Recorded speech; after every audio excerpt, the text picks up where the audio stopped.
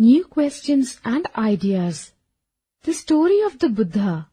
Siddhartha, also known as Gautama, was the founder of Buddhism and was born about 2500 years ago.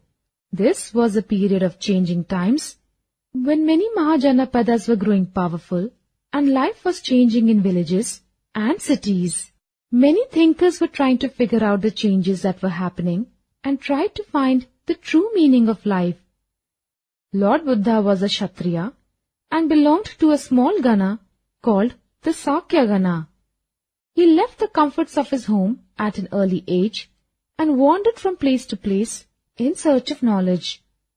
He finally sat down for meditation under a peepal tree in Bodh Gaya in Bihar, where he attained the divine enlightenment and was then called the Buddha or the Wise One. He then proceeded to Sarnath, near Varanasi, where he taught for the first time. He then spent the rest of his life traveling on foot, teaching people, and finally passed away at Kushinara. The Buddha preached people to have regard for life, be it of human beings or animals. He also preached the theory of karma, which believed that our actions bear fruit in this life and next life. The Buddha taught in the language which ordinary people could understand and was known as Prakrit. The story of Kisagotami. This is a famous story of the Buddha. There was a woman named Kisagotami whose son had died. She roamed around in the streets of the city, crying for help.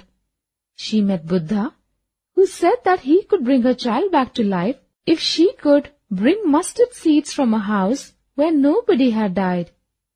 She failed to find a house where nobody had died.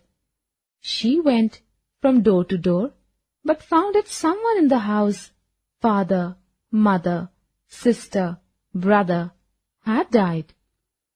Upanishads.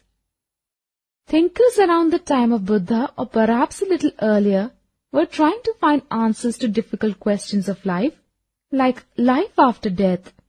Many thinkers believed that there was something permanent which lasted even after death.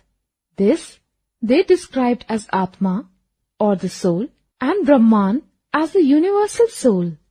They deduced that both Atma and Brahman were ultimately one. Many ideas of these thinkers were part of the later Vedic texts called Upanishads, which means approaching or sitting near. These texts contained conversations between teachers and students, and the ideas were presented through simple dialogues. Most thinkers in the time of Upanishads were men, Brahmins, and Rajas. Occasionally, there were female thinkers as well, and we find reference of a famous female thinker, Gargi, who was renowned for her learning and participated in debates held in royal courts. Poor people were excluded from these discussions with the exception of the slave Satyakama Jabala, who had a strong desire for learning and was accepted as a student by a Brahmin teacher known as Gautama, and he became one of the most well-known thinkers of his time. A famous thinker, Shankaracharya, later developed many ideas of the Upanishads.